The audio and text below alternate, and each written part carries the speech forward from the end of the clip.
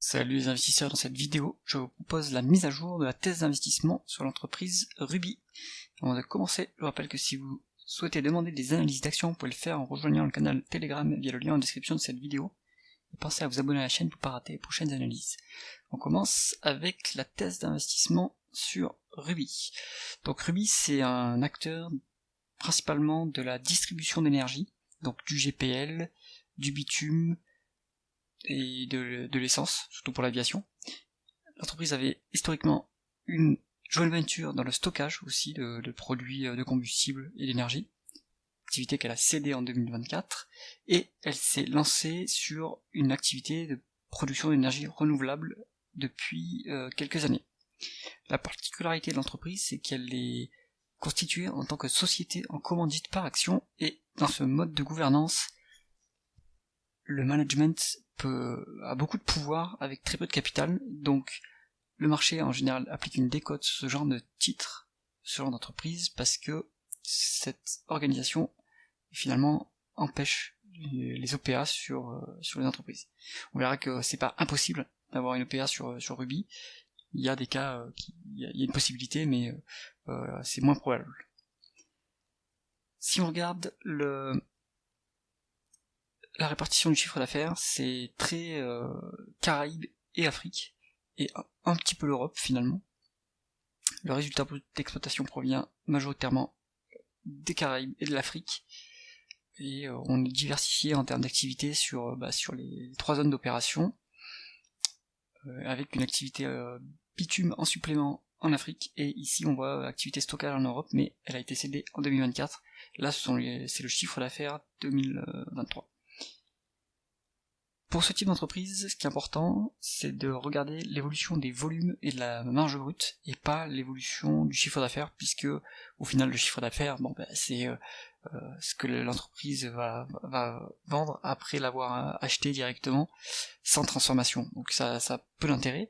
En revanche, ce qui est intéressant, c'est comment évoluent les volumes à travers le temps. Est-ce que l'entreprise arrive à vendre plus de carburant ou de produits d'énergie à travers le temps. Et du coup, est-ce que la marge brute suit derrière, c'est-à-dire est-ce que la marge unitaire des produits que l'entreprise vend progresse par la suite, c'est-à-dire est-ce que l'entreprise est capable d'augmenter ses prix. Donc on voit ici qu'on a 4 années de volume et de marge brute. On est quand même sur des augmentations sympathiques, même une forte augmentation en 2022. Là, on voit qu'il y a eu l'effet inflationniste en fait qui a fait que la marge brute a fortement augmenté puisque l'entreprise a pu vendre plus cher ses carburants. En 2023, on a encore un effet résiduel, alors que finalement les volumes c'est entre 1,5 et 7%. Bon, c'est pas faramineux et c'est assez cyclique. Mais c'est en augmentation quand même, c'est important de le noter. Aussi, pour être complet sur cette analyse de l'activité, il y a, donc on a dit l'activité production d'énergie. Il faut savoir que pour l'instant, elle contribue très peu au chiffre d'affaires et pas du tout au bénéfice net, puisque cette activité est en perte pour le moment. Alors, on continue avec l'analyse stratégique de Ruby, et reste attentif à cette partie, c'est finalement le point clé de cette analyse, parce qu'on est sur une situation un peu particulière sur Ruby, et on est en face de nous un échec stratégique. Alors, je m'explique. Ruby, historiquement, c'était distribution d'énergie et stockage d'énergie. En 2022, l'entreprise a choisi de se diversifier vers la production d'énergie renouvelable. Cette stratégie, donc on a un peu de recul depuis, en 2023-2024, on prend du retard sur la production d'énergie renouvelable, et pourtant ça engloutit toujours plus de free cash flow, de capex, pour développer l'activité sans générer de bénéfices. Donc on a typiquement en face de nous un point mort. On aurait pu le classer en dilemme, et ça aurait voulu dire que on était sur un marché en forte croissance, et que l'entreprise avait un espoir de gagner des parts de marché significatives, mais en fait non. C'est la production d'énergie renouvelable, c'est pas forcément une activité en forte croissance, et puis le Ruby n'a finalement que très peu de parts de marché pour l'instant, même si l'objectif à terme c'était d'avoir 25% de l'énergie renouvelable en France. À mon avis c'était beaucoup trop ambitieux, et l'entreprise pour l'instant ne prend pas la direction de cet objectif. Qu'est-ce qui s'est passé? Donc historiquement on avait cette double répartition, la distribution d'énergie en Europe et aux Caraïbes, le stockage d'énergie en Europe. Ces activités généraient des forts free cash flow, parce que en fait Ruby était sur des marchés de niche, était leader dans des marchés de niche, faible croissance, très faible croissance, la distribution d'énergie, en tout cas pour l'Europe et les Caraïbes, mais position de leader, donc ça veut dire bonne génération de free cash flow. Elle se servait de cette génération de free cash flow pour reverser un dividende qui était en augmentation année après année aux actionnaires, et elle se servait aussi de ces free cash flow pour développer l'activité d'énergie en Afrique, surtout via acquisition. Mais qu'est-ce qui s'est passé par la suite? Eh ben, la production d'énergie renouvelable a englouti beaucoup de free cash flow de la distribution d'énergie Europe et Caraïbes. Ces free cash flow on en a besoin pour alimenter la croissance en Afrique et maintenir l'activité dans les zones historiques. On s'en servait aussi pour verser du cash aux actionnaires. Et donc là, on se retrouve dans une situation où on a tellement besoin de free cash flow côté production d'électricité renouvelable que l'entreprise a choisi de se séparer du stockage d'énergie, qui est là vraiment une pure vache à lait. Pas de croissance, mais free cash flow important. Donc, pour calmer les actionnaires, pour les amadouer un petit peu, on a la plus-value de cession qui est reversée sous forme de dividendes exceptionnels aux actionnaires, et on va dire les fonds propres de l'activité qui sont utilisés pour les capex de la distribution d'énergie Afrique et d'électricité renouvelable. Pour essayer de booster l'activité d'électricité renouvelable, le management s'appuie aussi sur de la dette. Alors c'est un type de dette particulier, il est à taux bonifié parce que c'est une activité ESG, donc les banques prêtent un taux plus faible pour ce type d'activité, et c'est également des dettes sans recours, c'est-à-dire que Ruby crée des Special Purpose Vehicles, donc c'est des entités spécifiques à la réalisation d'un projet d'électricité renouvelable, il y a la photovoltaïque, et la dette qui est contractée en face de ce projet, pour alimenter ce projet, elle est limitée aux actifs du projet en lui-même. Donc finalement c'est quasiment du hors bilan pour Ruby. Donc ça aurait été beau si l'activité photosol marchait correctement, mais du coup ce n'est pas le cas. À noter aussi que même dans l'activité pendant la période historique, avec l'activité de distribution d'énergie et stockage d'énergie, l'entreprise avait quand même pour coutume de diluer régulièrement les actionnaires, comme on voit ici, le nombre d'actions en circulation n'a fait qu'augmenter depuis 10 ans, et ça s'est stabilisé depuis 2021. Donc finalement l'entreprise versait des dividendes en augmentation, mais il était financé par les augmentations de capital. Les augmentations de capital servaient aussi à faire les acquisitions. La valorisation en fait à l'époque était assez élevée, donc ça c'était intéressant pour le management de diluer, puisqu'il pouvait obtenir beaucoup de capitaux en diluant, en vendant des actions au prix fort. Depuis que la valorisation a chuté en 2020, le management a arrêté de diluer les actionnaires, en effet, puisque finalement ça revient beaucoup trop cher, ça reviendrait à diluer beaucoup trop pour pouvoir obtenir des fonds. Donc les dilutions c'est un peu arrêté. Et le plan le plan initial du management avec la diversification dans l'énergie renouvelable, c'était avec les cash flows opérationnels maintenir l'activité traditionnelle, développer l'activité en Afrique, toujours essayer d'augmenter le dividende avec les free cash flow, et du coup financer l'activité renouvelable avec peu de capitaux propres et beaucoup de dettes sans recours. Sur le papier c'était intéressant, et dans la réalité ça n'a pas marché. C'est en train d'échouer cette stratégie.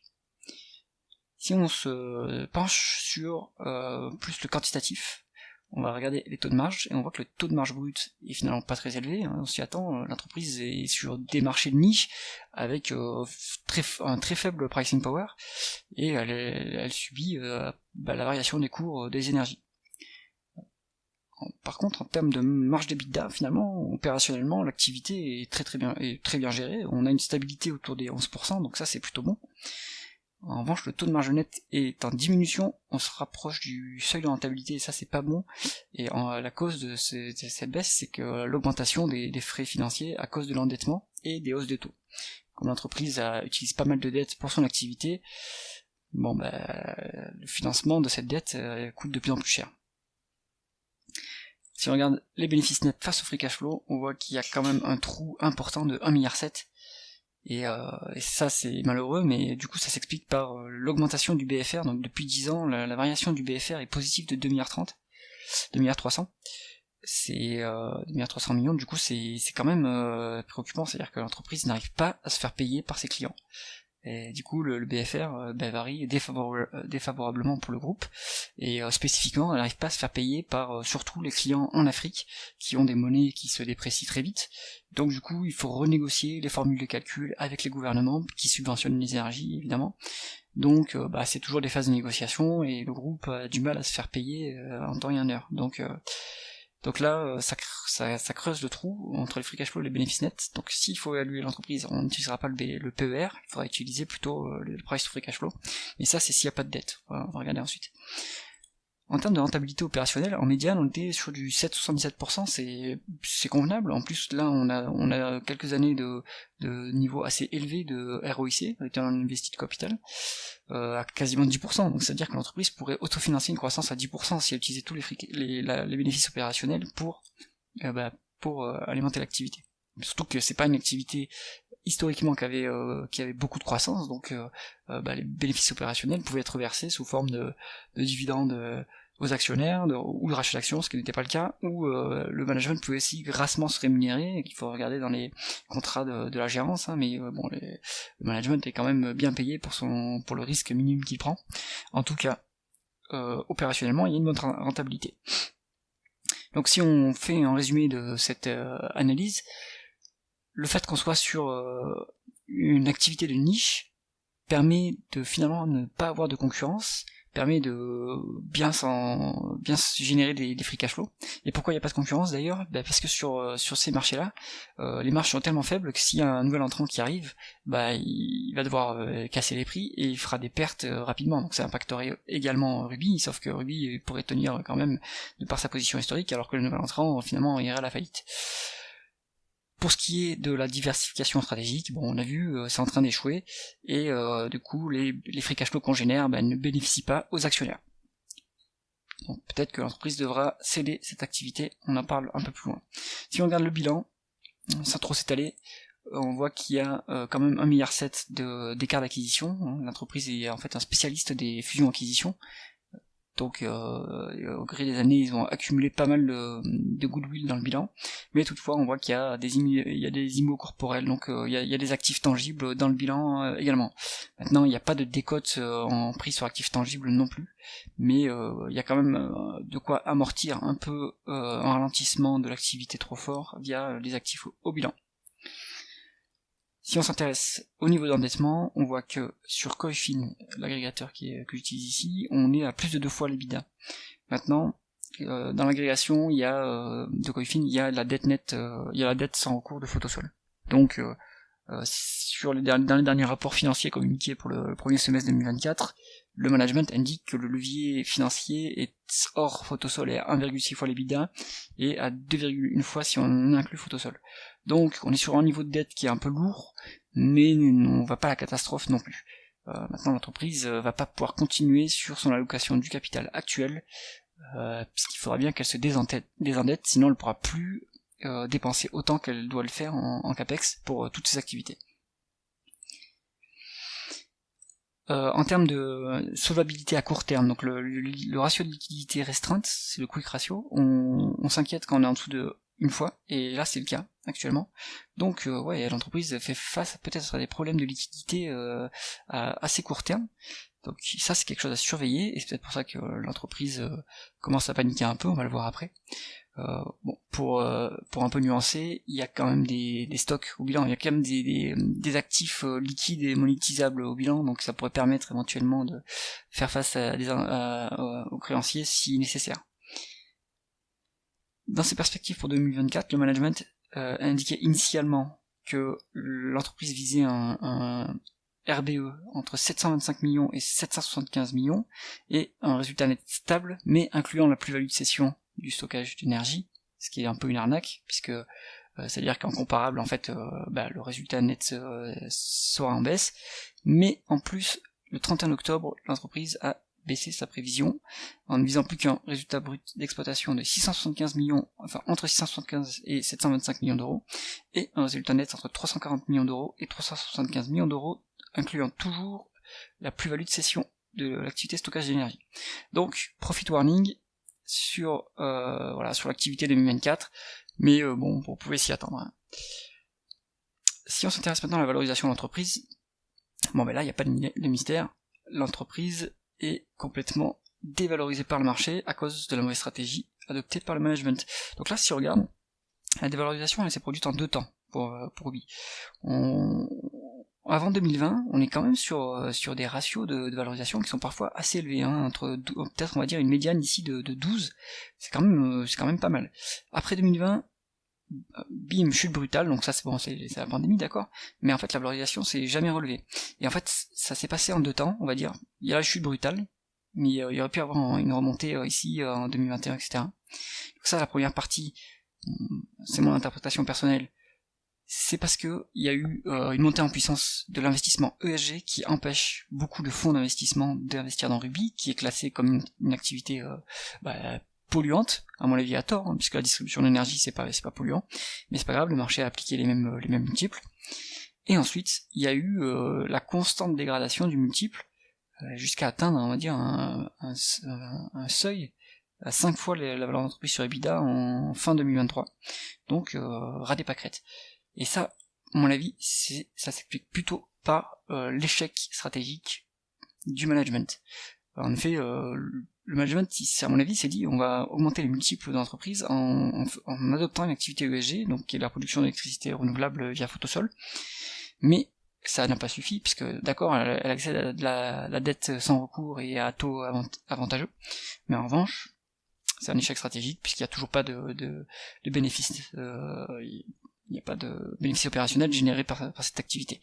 Donc là on applique un multiple complètement à la casse parce que il y a une activité qui est un point mort dans le portefeuille de l'entreprise.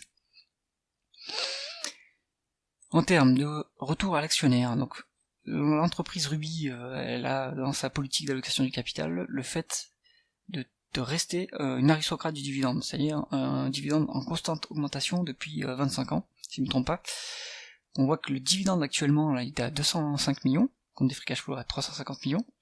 Donc, au final, il est pas si mal couvert, hein, mais va pas pouvoir être augmenté beaucoup plus sans qu'on arrive à un payout ratio qui soit trop élevé. Donc ça va prendre en considération. Et puis on voit aussi que la dilution, elle a continué à augmenter depuis 10 ans. Il y a eu un rachat d'actions récemment qui a été annoncé de 50 millions d'euros, soi-disant pour baisser la dilution du plan d'actionnariat salarié. Peut-être que c'était pour soutenir la valorisation du cours pour éviter une OPA, peut-être. Mais la valorisation mériterait qu'on rachète des actions, évidemment. Mais pour ça, il faut avoir des free cash flow. Et ces free cash flow, ils en ont besoin pour Photosol. Alors, dans ces conditions, vous allez me dire, mais pourquoi est-ce qu'on investirait dans Ruby? Au final, ok, c'est pas cher, mais c'est en train de merder complètement. Et ben en fait, c'est parce que c'est un cas d'école de situation spéciale. Évidemment, quand on est sur une entreprise qui a des free cash flow importants, qui avait des free cash flow importants, en tout cas, avant qu'elle fasse son changement stratégique, qui a des actifs qui peuvent être très très bien valorisés, si on sait les valoriser, donc ces actifs, c'est la distribution d'énergie, et c'était le stockage d'énergie que l'entreprise a cédé. Et bien ce genre de situation, ça attire des investisseurs activistes. Donc en 2024, on a eu Bolloré et Patrick Molis qui sont montés au capital, qui ont dépassé le seuil de 5%, donc au-delà de ce seuil, ils ont dû faire une publication officielle. On a un actionnaire historique du groupe qui est Ronald Saman, qui est également monté au capital. Donc moi je l'avais vu en personne à l'Assemblée Générale 2023 complètement démolir le management en se plaignant que le cours de l'action s'était effondré et qu'il comprenait pas la stratégie du groupe. Donc à l'Assemblée Générale 2024 auquel j'ai pu assister également, Molis a déposé des motions afin de remplacer tout le conseil de surveillance. Ronald Saman a également posé une motion pour pouvoir se faire élire lui-même au conseil de surveillance. Donc l'idée de Molis, c'est finalement prendre le conseil de surveillance, faire péter la commandite. Donc pour faire sauter la commandite, c'est un peu particulier parce qu'il y a de mémoire, il faut 75% des droits de vote, de vote sur la motion de changement d'expulsion de la gérance. Donc c'est quand même élevé, mais après ça peut se négocier. Un départ en douceur, et donc Molis n'a pas réussi à faire passer, à se faire élire au conseil de surveillance. En revanche, Saman lui a réussi à se faire élire au conseil de surveillance. Après l'Assemblée Générale 2024, l'activité a continué. Pendant quelques mois, l'Assemblée Générale avait lieu en juin.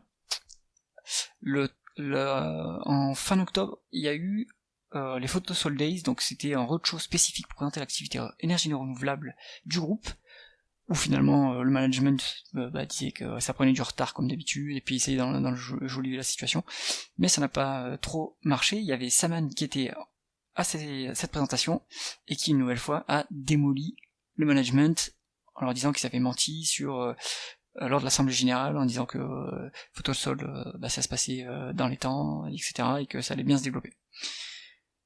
Le dénouement est peut-être proche pour le dossier, parce qu'il y a eu récemment des fuites dans Bloomberg qui indiquaient que le groupe consultait pour pouvoir éventuellement se vendre.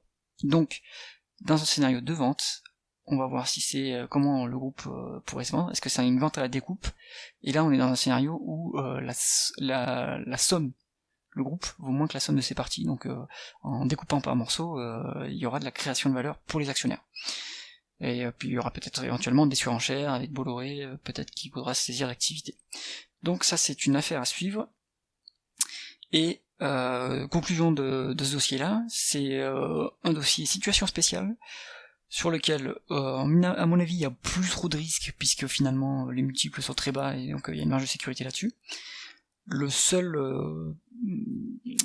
risque qu'il y a, c'est un coût d'opportunité sur ce type d'entreprise, puisque il va falloir attendre qu'il y ait le catalyseur qui pourrait être une vente, une OPA, une prise de contrôle, etc., afin de bénéficier de plus-value sur le titre. On a le rendement du dividende qui peut permettre de faire patienter, mais c'est pas sûr qu'il continue à augmenter et qu'ils arrivent à le maintenir, ou alors qu'ils arrivent à maintenir à ce niveau-là. Pour vous donner mon objectif de cours sur Ruby, moi je pense qu'on peut aller retourner au niveau pré-AG 2024. On est allé aux 36€, jusqu'aux 36€ de mémoire. Je pense qu'on peut retourner à ce niveau-là, et à ce niveau-là, je solderai le reste de ma position.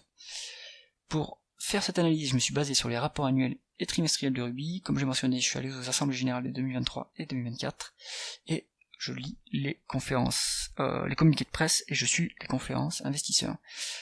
Pour conclure, ce n'est pas un conseil d'investissement, faites vos propres recherches, j'espère que ça aura attiré votre intérêt pour le titre, mais ça ne vous empêche pas d'aller creuser par vous-même si vous souhaitez investir sur ce titre-là. C'est tout pour l'analyse de Ruby, j'espère que cette vidéo vous a plu, si c'est le cas mettez un pouce vers le haut et pensez à vous abonner à la chaîne. À bientôt.